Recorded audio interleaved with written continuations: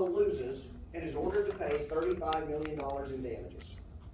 Blanco appeals to the U.S. Circuit Court of Appeals. At the appellate court, Blanco wants to present testimony by a renowned environmental scientist that the amount of oil released by Blanco could not have possibly harmed the environment, and thus the trial court ruling should be overturned. Will Blanco be allowed to present this evidence? Yeah. No, Why not? because in appellate courts, you cannot bring up new evidence. They will, appellate courts only look at the facts as they have already been presented. Yeah. So does everybody understand why that's the case? And this is just kind of understanding how that court system works. Yeah, Eli? Yeah, couldn't they like look at the case again, but like no new evidence would be brought before? Correct. They Yeah. could see it again, but they couldn't do it. Yeah, so they look at what's in called the record. So they're gonna, so if Blanco had this environmental scientist testify at trial, and his testimony's in the record, and let's say he testifies, and the trial judge said, you know what? I don't think his testimony is relevant. Jury, you ignore everything that expert said. And so then the jury renders a verdict, and then I appeal, and my argument for the appeals court is, hey, I have this guy testify at trial. His testimony was relevant, the jury should have been allowed to consider it. The appellate court would look at that, and then they might say, you know what, you're right, the trial court made a mistake, they should have considered that testimony, we're sending it back to be reconsidered. But what we won't allow is, hey, you know what, we really should have had this guy testify, we didn't think we would need him, now we've changed our mind, hey, appellate court, listen to this, if this guy would have testified, we would have got a different result. They're not going to allow any further evidence. So all the evidence you get is at the trial level. You don't get to introduce new evidence at the appellate level. Make sense? The appellate level is just gonna look at the trial and rule on things that, whether the trial court basically did its job right or not. Now, let's say, Blanco appeals to the U.S. Circuit Court of Appeals, and the U.S. Circuit Court of Appeals says, no, Blanco, sorry, you gotta pay the damages. Is it over, or is there anything else Blanco can do? Can't they take it to the Supreme Court where they can appeal to the Supreme Court? So they can appeal to the Supreme Court.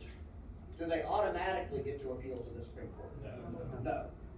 What has to happen? They need to petition for a. Yeah, writ of certiorari, the weirdest sounding word in the world, certiorari. Then, yeah, there are all sorts of weird legal terms in the law, which most of us Texans pronounce wrong, and probably so. So like when you pick jury, it's this process, I think it's a French word actually.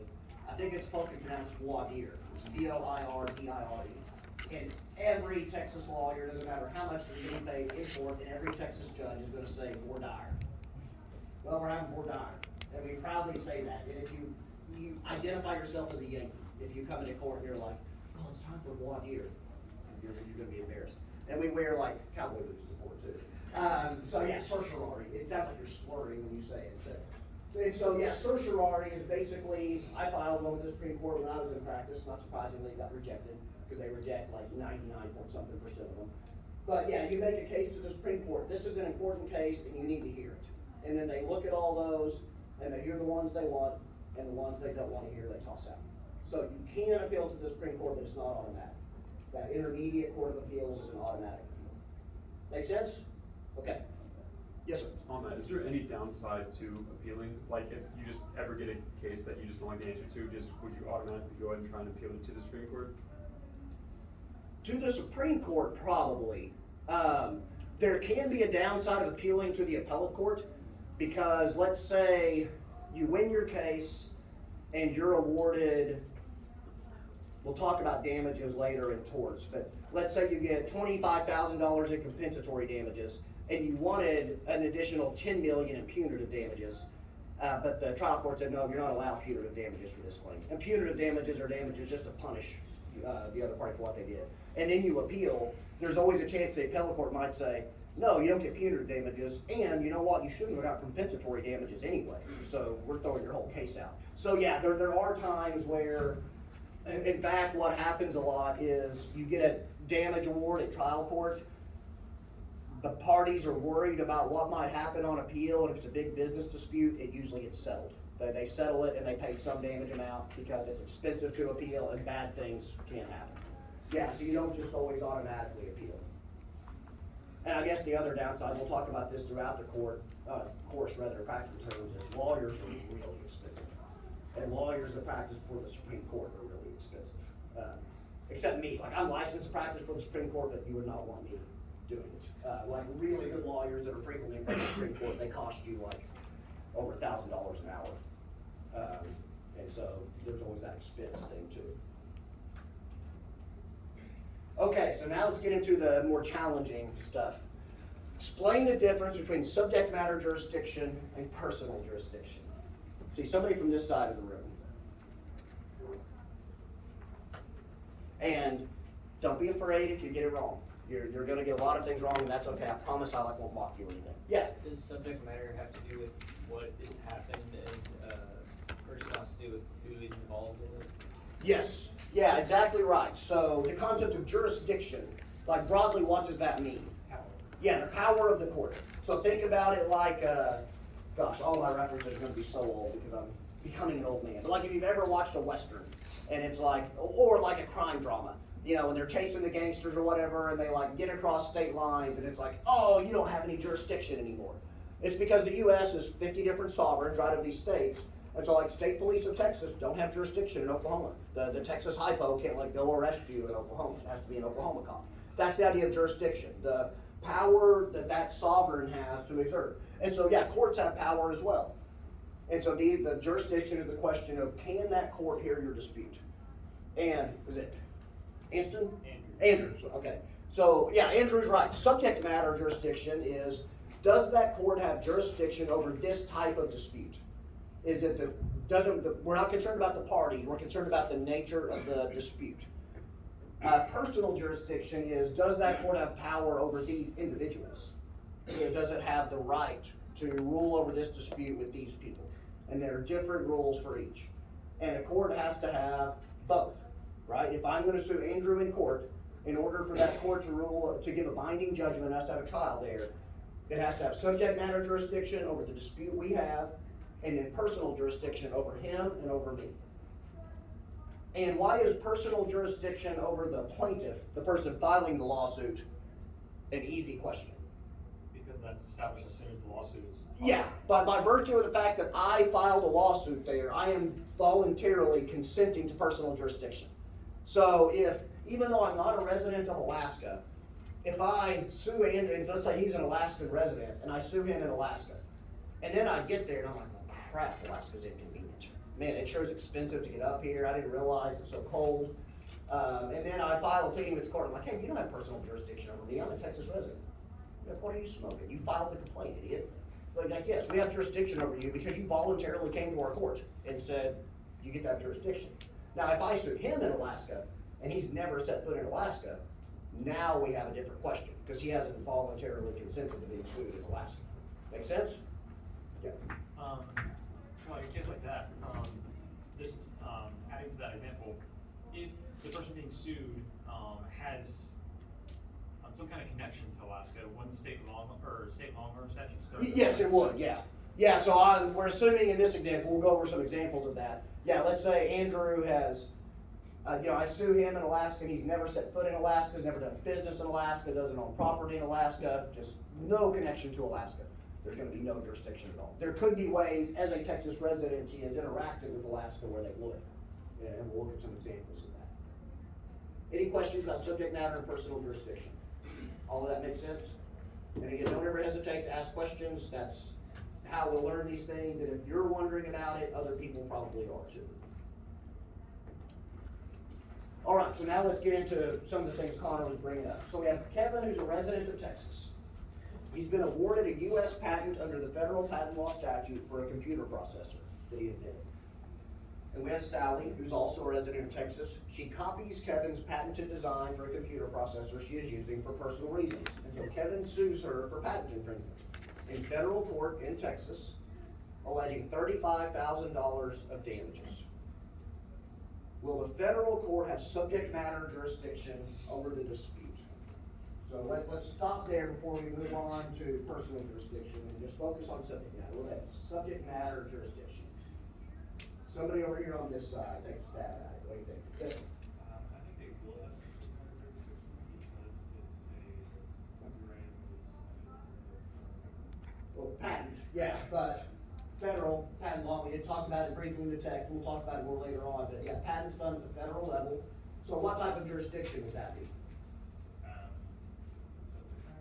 Well, so, yeah, subject matter has two subtypes. There's federal question and diversity jurisdiction. Yeah, this would be federal question. Yeah, so he's exactly right. This is, because it's a federal statute, a federal court's going to have subject matter jurisdiction because it's a federal question. Now, but he's only seeking $35,000. Does that matter? Yes. Does it? No. Actually, no, not. And this, so we're in federal court. State trial courts aren't allowed to deal with that kind of matter. No, yeah, the state trial courts couldn't go on this due to the exclusive federal, but yeah, so we're in a federal court in Texas. Why does the $35,000 not matter in this situation?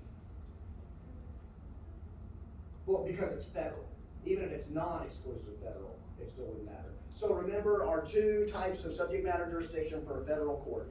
We have federal question, and there the amount in controversy doesn't matter. It just matters that it's a federal question.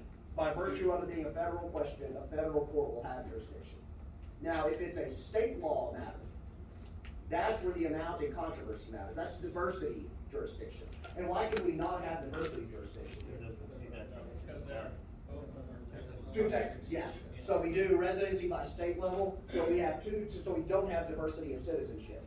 Now, if we were trying to get diversity jurisdiction, the money would matter, but it doesn't. Yeah.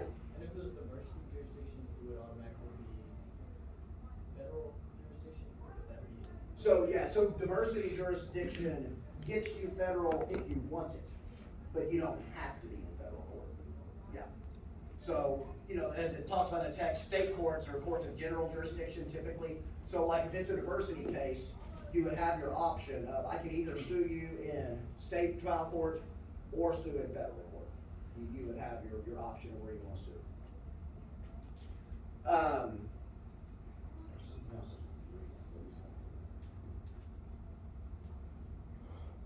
Well, maybe we'll do it later. Oh, yeah, this is what I was gonna bring up. Can you see now why in the email I sent, you just have to think about this, kind of like the rules of a board game or something? It's like you're playing a new board game and you're sitting down and Dean and I are trying to figure out like, hey, how much damage did he do against me? Well, it says if he has the sword of 1,000 truths, then it does, you know, damage times 10 to orcs and, you know, whatever, for example, like nerdy games like me. The rules in some of these things can get labyrinthine. And the first time you play it, you're like, holy crap, this game is boring. How does anybody figure this out? But then what happens after you play it like 5 or 6 or 7 times?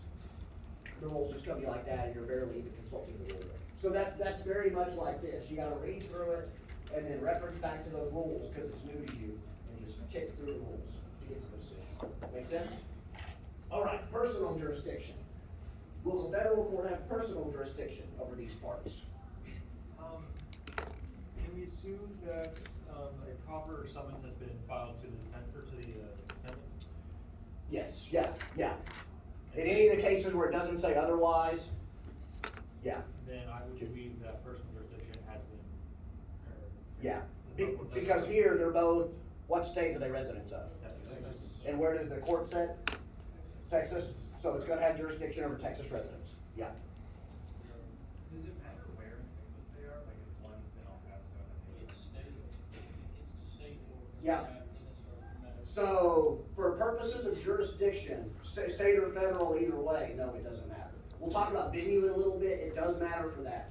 But since jurisdiction speaks to the power of that sovereign, and the state of Texas has sovereignty over the entire state, then it's statewide, is jurisdiction. And federal courts, you know, they're from the federal government, so they theoretically could have sovereignty over the entire US. The federal legislature, the US Congress, gets to decide the jurisdiction they have, but they just tied that jurisdiction to state sovereignty, basically, because it'd just be so inconvenient if they were like, hey, if you're a resident of any state in the US, you could be sued anywhere in the US. We would all hate that, right? Because the US is a huge country. So we just do it the same way we do with states. Yeah, so yeah, Texas, you know, I grew up in Oklahoma. I think Oklahoma may only have one federal district. I can't remember, I don't know if that's Eastern or Western, I think it's just one. Texas has 4, because Texas is huge. So, yeah, the difference, you know, if you're here in Nacogdoches, Texas, and you get sued in El Paso, anybody ever done that drive? I have. It's over 12 hours. Every Texan should do it. You get into mountain time zone, like that far West Texas part, you're in mountain time zone. It's beautiful. But, they would have jurisdiction over you. Now, we'll talk about venue. They wouldn't have venue. That would be where you get out. But they would have jurisdiction since you're a Texas resident. Yeah, in fact, Texas is so big. When I lived in Waco, we were in the Western District. El Paso is part of the Western District. So we had a case, and like Alpine's down on the border. We had a case that the judge had to get rid of it, and they just like throw it in a hopper and it gets spread somewhere in the Western District, which could be Austin, or could be Alpine, or could be El Paso, because Texas is huge. So yeah, we have some wonky districts. All right, so Kevin, a resident of Texas, sues Sally, also a resident of Texas, for a state law claim arising from an automobile accident. Kevin alleges his damages are $5 million, and he sues Sally in federal court in Texas. Will the federal court have personal jurisdiction over the parties? So, somebody over here, will this court have personal jurisdiction over Kevin and Sally? Yes, ma'am. Yes. Yes, why? They're both residents of Texas. That's right, yeah, personal jurisdiction is done at the state level, so a federal court in Texas, personal jurisdiction was square. Now, what about subject matter jurisdiction? Yes. Okay, what type of subject matter jurisdiction would we have? So our two options are federal question and diversity of citizenship.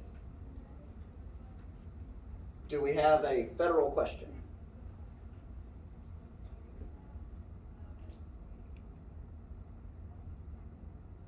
I guess not. Yeah. So I guess I would be wrong. Yeah, good job. Yeah, so there's no federal question. And then we go to question 2, which would be diversity of citizenship. They're That- both in Texas. Yeah, they're both Texas. Now, we meet the amount in controversy requirement, Yeah, right? that's what I was thinking. Yeah, and so that's why, like, it's good when people get things wrong in here, because it teaches us all a lesson. And this is where, you know, I think if you come to my office and look at your quiz questions, you'll probably find at least 1 or 2 that you missed because of that exact mistake. You read the question in your mind, sees the 5 million, and what do you immediately think? Hey, the amount of controversy is 75,000, and this is more than that, so we have jurisdiction. Right, yeah, and that's why you have to go like really row through the steps. That's only if it's diversity of citizenship, but they're both Texas residents. So it could be a $20 billion claim, doesn't matter, we don't have diversity. Make sense? Kevin, a resident of Texas, is on vacation in California. He rents Sally's, who's a California resident, house in California through Airbnb. Kevin causes significant damage to the house and returns to Texas. Sally sues Kevin for this damage in federal court in California, alleging $100,000 of damages. Will the federal court have subject matter jurisdiction over the claim? Yeah. Let's say yes. Okay, what type of jurisdiction? Numbers. So we have diversity, okay, why? Because Kevin's a resident of Texas. Yep. And Sally's resident of California. Yep. And exceeds 75,000. Yep, yeah, so we have diversity of citizenship jurisdiction, we have subject matter. Now the question is personal jurisdiction.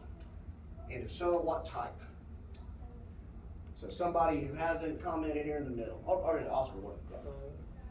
I think they do, and Okay. only because Kevin has done enough business in California. So, What business has he done in California? wasn't it rent the Airbnb He rented the house, and then what did he do to it? that caused damages? Caused damage to it. Is that enough for him to be subject to jurisdiction? Well, you're right. It is enough for him to be subject to jurisdiction in California.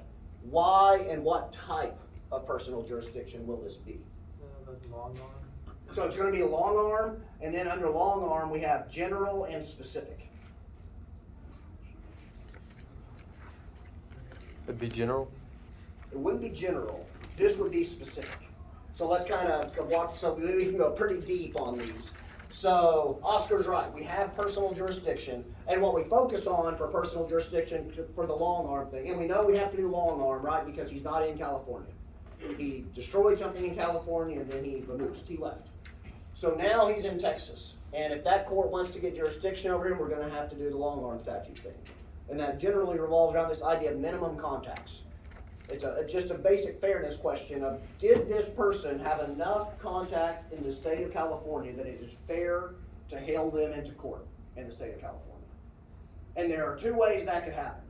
One is called general long-arm jurisdiction, and what that means is you have so much in the way of systematic contact in that state that for any purpose somebody wants to sue you, we're gonna say it is fair for you to be sued there. Because no, you're not a resident of California, but you have tons of contact with the state of California, such that it is fair for you to be hailed into court in California for any reason. And then we have specific long-arm jurisdiction, which is, it wouldn't be fair to hail you here for any reason, because you don't have many contacts with the state. But it is fair to bring you into this court for this specific reason, because the reason you're being sued relates to this specific contact that you had. Right? That's specific long-arm jurisdiction. So which would we have here? Yeah, this would be specific. So it's not like we're bringing him into court for some random reason. It's, hey, you came into California and destroyed my house. And I'm suing you for destroying my house. So I'm sorry that you're not a California resident, but while you were here, you destroyed my property, and I'm suing you for that specific reason. Make sense? Now, what sort of things, let's say Sally is suing Kevin for something completely unrelated. So it's, she thinks that Kevin infringed on her trademark or committed some other reason. What sort of things would she have to prove to try to get general jurisdiction over him?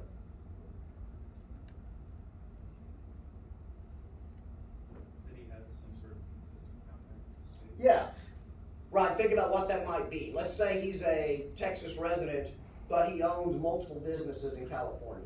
Or he, 30% of his revenue comes from customers in California, and he flies there all the time to meet with Californians. Or maybe he owns a vacation home in California, and he's there 6 months out of the year. So even though he's not technically a resident in California, he owns property there and he's there all the time. Those are the sorts of things we would look at and say, hey, it's fair for you to be hailed into court in California. As opposed to me, I've never set foot in California in my life. So if somebody ever, and God willing, I never will. California's a beautiful state, but it's just a dumpster fire right now. I don't want to step over homeless people at meals to get to see the beauty of California. So they wouldn't have any jurisdiction over me. It just wouldn't be fair to hail me into the court. Make sense? Okay. All right, so Kevin is a resident of Texas and lives on the border with Oklahoma. He runs a commercial contracting business, and approximately 50% of his business comes from the state of Oklahoma. Sally, an Oklahoma resident, sues Kevin for a violation of copyright law in a federal court in Oklahoma regarding a matter that is unrelated to Kevin's contracting business. She serves him via mail while he is in the state of Texas. She alleges damages of $250,000. Will the court have subject matter jurisdiction over the dispute? So let's stop there and answer that question. For the dispute itself, will this court have subject matter jurisdiction?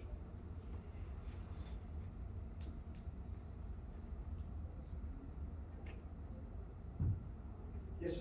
I would say yes, just because, she did serve him like the summons, Well, that doesn't dictate subject matter jurisdiction. Remember, subject matter jurisdiction is the type of the dispute. They would have subject matter because they need the diversity. They have diversity jurisdiction because Right. they both live in different states, Mhm. and the amount being sought is above 75,000. Yeah, okay, so we need diversity. What other type of subject matter jurisdiction would we have here? Could be federal question. Yeah, so we have federal question also. Here we have both. One's all you need, but we would actually have both, so you're double covered. We have diversity of citizenship, and we meet the amount of controversy, and we also have federal question. So definitely have that locked up. Now, what about personal jurisdiction? Can Kevin be hailed into court in California? Yeah. Or yes, because of general long arm? Yeah, so why would you say there's general jurisdiction here? Because he does enough of his business in Oklahoma. Yeah, 50% of his contracting business comes from the state of Oklahoma. He lives right there on the border. That probably means he's driving back and forth all the time. Yeah, he would have systematic and continuous contacts with the state of Oklahoma that we would say, yeah, it's fair for you to be sued in Oklahoma. This is no surprise to you. So we would have general jurisdiction here. Doesn't matter that the dispute is unrelated to his business. He's in Oklahoma enough, it's fair to hail him into court. Square? Questions? Question? Okay.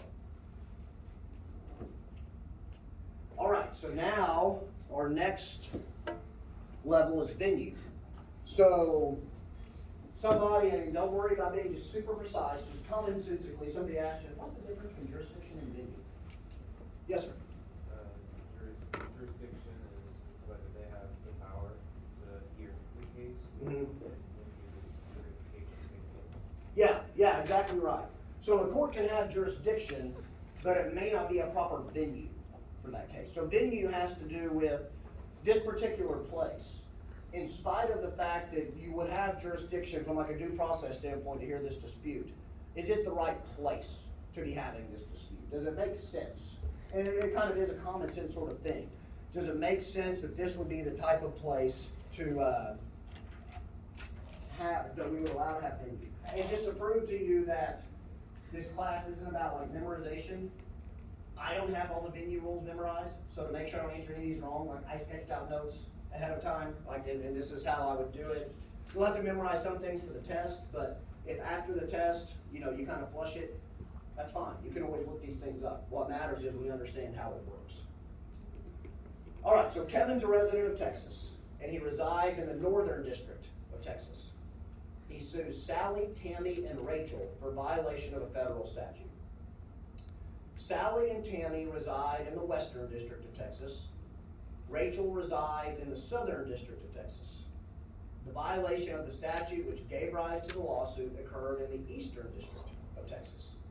In which districts, or if this districts, it could be multiple, will venue be proper? Any one of them, because they all reside in Texas, so any one of the venues would be appropriate. Not quite. So they would all have jurisdiction. That doesn't mean all of these would be, yeah, Dean? So all of them would have, like, would be proper venue except for Kevin, because I don't think the plaintiff resides as a proper venue. Good job, yeah. So let's walk through the rule, and Dean's exactly right. Western, Southern, or Eastern will work. Northern won't, because plaintiff's resident doesn't matter. So let's go through the rules and see how that works. So the rules for venue, and these largely match most states. These are the federal rules here, they're usually very similar. So one option is any district in which any of the defendants reside, if they all live in the same state. Yeah, so they all live in the same state, and so that means any district in which any of them reside will be a proper venue. So Sally and Tammy, they're defendants, they reside in the Western District. So will Western District work? Yep. Where any defendants reside. Rachel resides in the Southern District of Texas. So will the Southern District work? Yep. So there's two down, we those. Now, what about the Northern District? No, yeah, because that's where Kevin resides. And we don't care where Kevin resides for purposes of the video, because he's the one filing the suit. And his convenience, we don't really care about. District in which a substantial part of the events giving rise to the lawsuit occurred. So that'd be the Eastern District. And remember, they're not either ors, they're ands. So that means Eastern District will work too. It's not replacing those, it's just added on. So now we have Western, Southern, or Eastern. Those will work. And then our third is a catch-all. It's any jurisdiction that has personal jurisdiction if neither one or two are met. But one or two are met in this case. So the third one doesn't matter. So our options are Western, Southern, Eastern. Would all be proper venues for this suit. So if Kevin files it in the Northern District, the defendants could file a motion with the court like, hey, this isn't a court of proper venue, it needs to be transferred to Western District, Southern, whatever. But let's say Kevin, just to be a jerk, because he knows it's gonna be inconvenient for Sally, Tammy, and Rachel, files it in the Eastern District. Can he do that? Yeah. Where it happened, It's a proper venue, yeah. So as long as it's a place of proper venue, it doesn't have to be the venue the defendants want. It just has to be a place of proper venue. It has to meet one of those standards. Likewise, I would have to go look at the local rules and see if they changed this. They hadn't changed it at the time I was practicing law in the Western District. If you wanted to file this thing out in El Paso, that's in the Western District of Texas, they live in the Western District, he can do that. He would be making his own life incredibly inconvenient as well. But if he's spiteful enough, he wants to make their lives really inconvenient. He can file that thing off in El Paso. And the fact that it's in the Western District would give it venue, because we do venue by district. There are other ways you could get it transferred away, but that would be, from a venue standpoint, would be a potential option. Make sense? Yeah, so just tick through the rules, just be very, very rote about it, go through it step by step, and it'll lead you to the right answer. Kevin is involved in a car wreck with Sally in which he is seriously injured. He thinks the wreck was Sally's fault, but because of his religious beliefs, he refuses to sue her for damages. His friend Paula thinks that Sally should be held accountable for her actions, so Paula sues Sally for causing the car accident to try to obtain damages for Kevin. Can Paula do this? And why or why not? No, Okay. I don't remember that. Okay? Well, he doesn't, Paul is not mistaken in this, he wasn't involved in the accident. Yeah. I was gonna say, same thing. And what's that Doesn't have called? any injury. There's Can't a stand term- the trial or stand in court. Yeah, so in order to file a lawsuit, you have to have what we call standing. So you have to have some particularized injury such that you have a stake in that lawsuit. And it's exactly to avoid this. Hey, if Kevin is the one that is hurt and he doesn't want to sue, then he doesn't want to sue. We should let other people sue on his behalf. He's the one that's injured and he decides he doesn't want to do this. Where this usually comes up is, like big picture societal issues. Like so most recently there was a big standing case before the Supreme Court with the student loan bailout stuff. So Biden and Pelosi both, before he just changed his mind honestly, both admitted like, hey, the executive does not have constitutional authority to just waive everybody's student loan payments. Like they did it under the statute for a limited period during COVID under this emergency authorization. Like outside of that, we can't do this. And they said that because they thought they would get control of Congress and then they would pass a statute through Congress to do it. Well, they didn't get control of Congress and they couldn't get a statute passed. And then lo and behold, all of Biden's voters really didn't want to have to pay back their student loans, or at least a lot of them didn't. And so he just kind of made up like, and both parties do this. The Republicans do it too. This Democrats happen to be the latest one to do it. Hey, no, I'm passing this executive order that you can't, I'm just gonna write off all these student loans, basically. So a lot of people didn't like that, but the big problem was standing. Like who gets to sue over this? Because the people that had their student loans written off, are they gonna sue? Well, no, I mean, I don't think you would want to. And even if you did, you probably wouldn't have standing because you wouldn't be able to show an injury. I guess unless you allege your injury was the ability to pay back my own debt, and but that's not an injury, or desire to want to do so. And so you have like a bunch of different conservative nonprofits that were suing over this and trying to cobble together some sort of standing, but they just couldn't. They didn't have any particularized harm. And then finally, it made it to the Supreme Court and they said you did have standing. I think it was the state of Missouri and I forget the other state. They had some state program where they had subsidized some student loans, and the fact that those weren't gonna get paid off now cost them, because now they're not getting paid back for it. So they were able to assert standing and challenge that student loan law. And I think that challenge is still going on. But so standing in most of our everyday lawsuits, it's like really obvious, no, like, Paula, you don't have standing. When it gets in these big picture societal things, that's when you have a lot of weird kind of kooky standing fights. So, just something I was thinking about, if it was like another family member, say somebody related to him, would that be a different case? Yeah, that's a good question. If they're a minor, yes. You can sue, it's called like next friend or something like that, for a minor that's like in your charge, but not another family member that they could have on their own sued if they wanted to. Now, I say that like, if it was like my spouse or my child that I am charged with caring for, I can sue because I have actual harm from my spouse being injured. So like, even if she didn't wanna sue, but I'm like, hey, well, I mean, this is true, we can't have sex anymore because of this, or would we actually let people sue for that? You know, I have to take care of all the kids now, and I'm damaged this way. Like, I could sue because I would have some particularized harm. Yeah, Yes, that's a spouse. okay, yeah.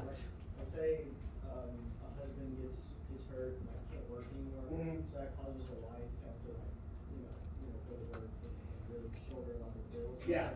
Could that be?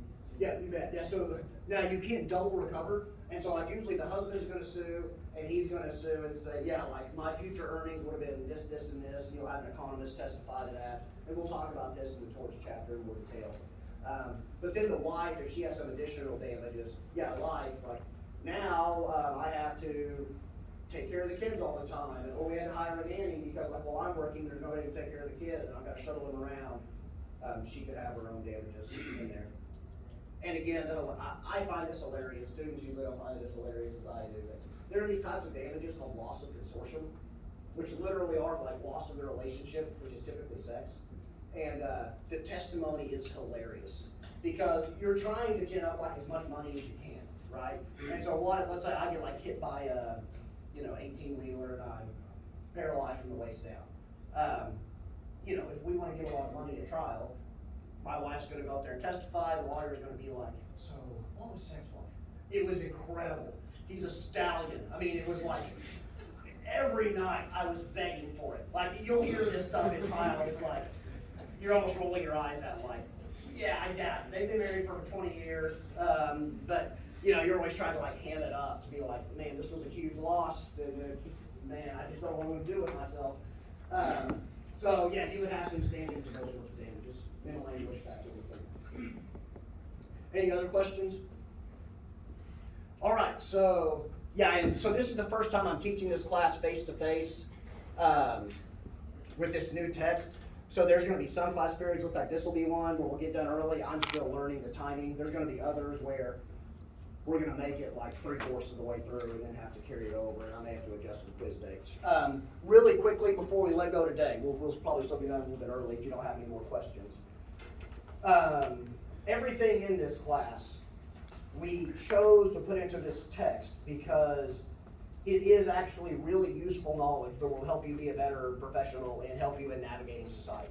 So this chapter may feel like why is he having me learn these confusing rules? I'm not planning on being a lawyer. These are just like bizarre arcane rules. There is actually a really good reason for it, which is, you guys can probably tease it out. Now that you understand how, let's say, personal jurisdiction works for whether or not you can be drug into court in another state, how does that affect your business decision making? Whether to put it on a border or not? Yeah, well, or if you're on the border, before you decide if you're going to take on jobs in Oklahoma, what are you going to think through?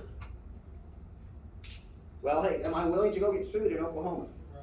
What are the regulatory and licensing requirements in Oklahoma? Because they very well might be different, right? These are different sovereigns. Like, I'm licensed to practice law in Oklahoma and Texas, but I had to go get licensed in Oklahoma. When I got licensed in Texas, that didn't authorize me to practice law in Oklahoma. I went and did that later because I have family there. If you're on a border, usually that's a pretty easy question. But why do borders matter way less to business now than they used to? Because it's advanced technology. Yeah. So, I mean, think about how that works now. One of you could start a business right now while you're in college. And let's say you're selling t-shirts or something, and you have a t-shirt design that gets really, really popular. And most of the people purchasing it, are they gonna be in the state of Texas?